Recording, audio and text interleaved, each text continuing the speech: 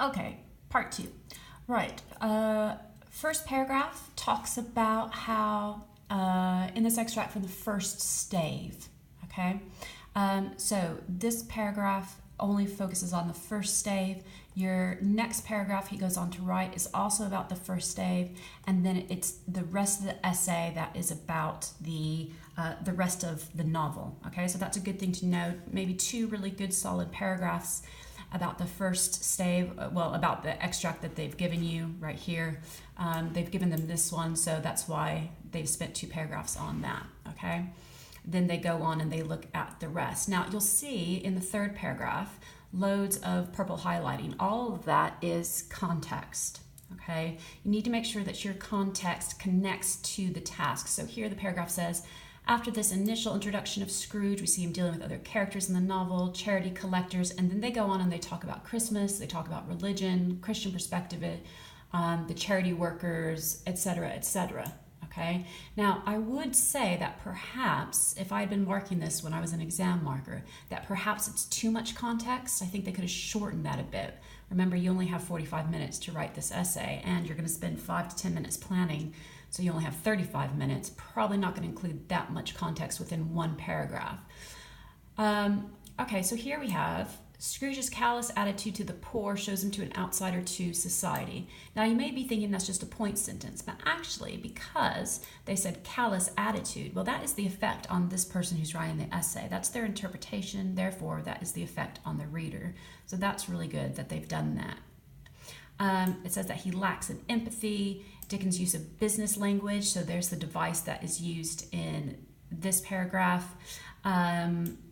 So on and so forth. Now, they go on and they talk about how Scrooge is seen throughout the book in stave 2, so on and so forth. Again, they're using lots of particular, or specific, I should say, examples and talking about which devices they've been used. I really like, that's why this is highlighted. This is really good analysis here.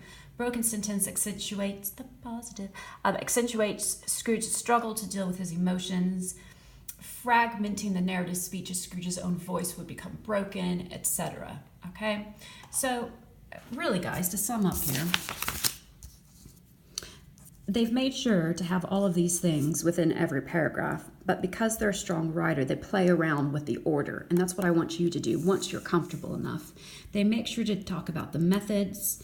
The even better if that I would give them is that I think they could connect more to the questions. So if they look at the question, it asks about outsider to society. Those are the key words. I would actually mention them in most every paragraph, maybe within the link sentence. And as I said already, there was a bit too much context there. Okay, so what I'm going to do now is I'm going to plan for you, all right? Can I just say that I've already done this and then the video stopped working? So yeah, anyway.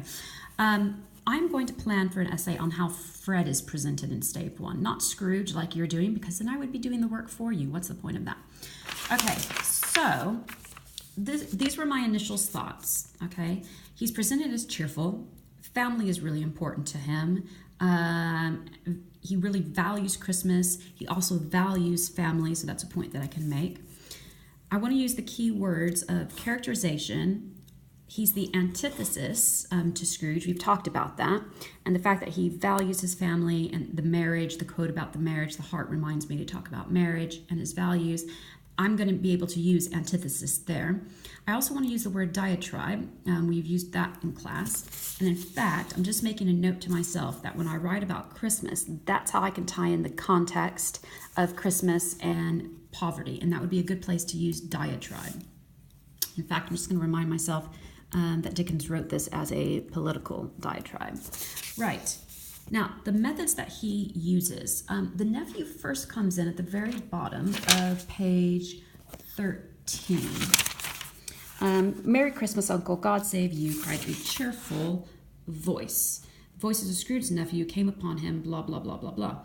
And then, in this paragraph here, he talks about how he's so tired from walking in, he's so hot, and there's all these images. Not hot like that. He's so warm and everything. His face is aglow. All of this positive imagery here, ruddy, handsome, eyes sparkled, etc., etc. So I'm going to use one of the methods is the image of warmth. on page 14. I'm also going to make a note, physical appearance.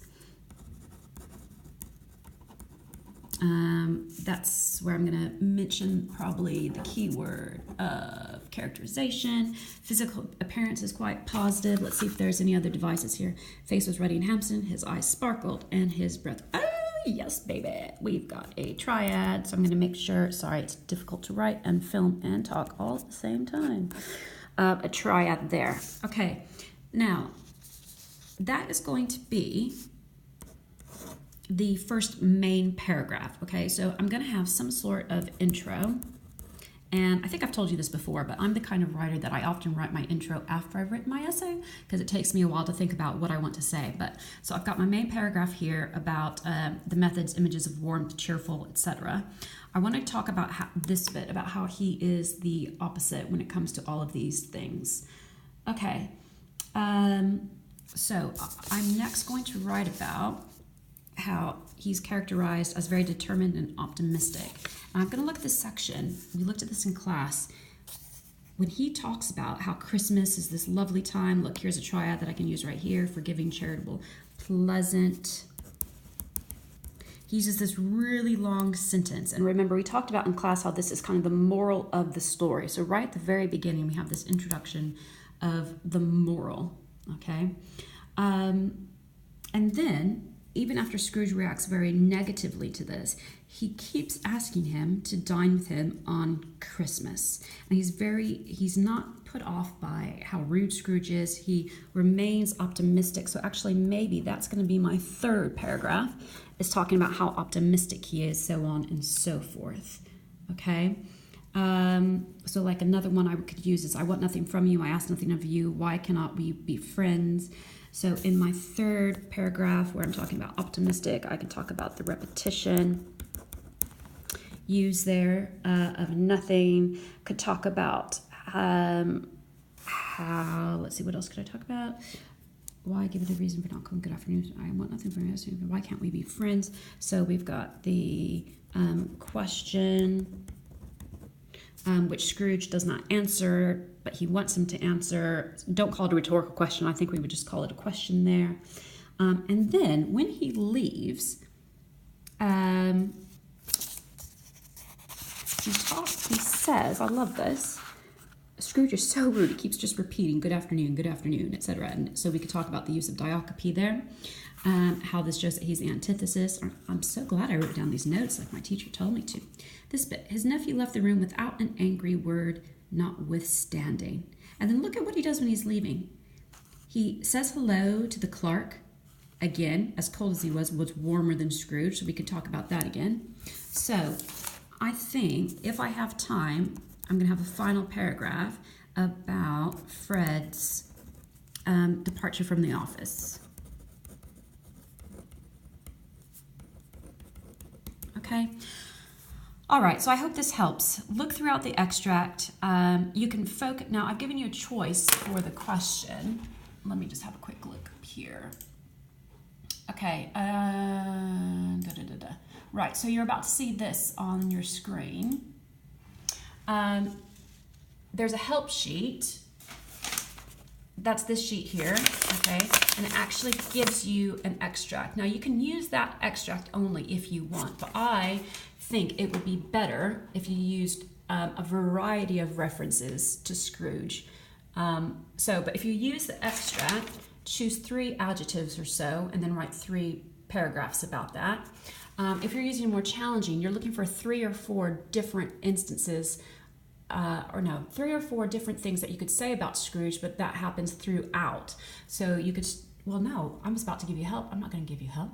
Okay, you have the rest of this lesson to write. Hold on, in case you've forgotten already what I look like. You have the rest of this essay.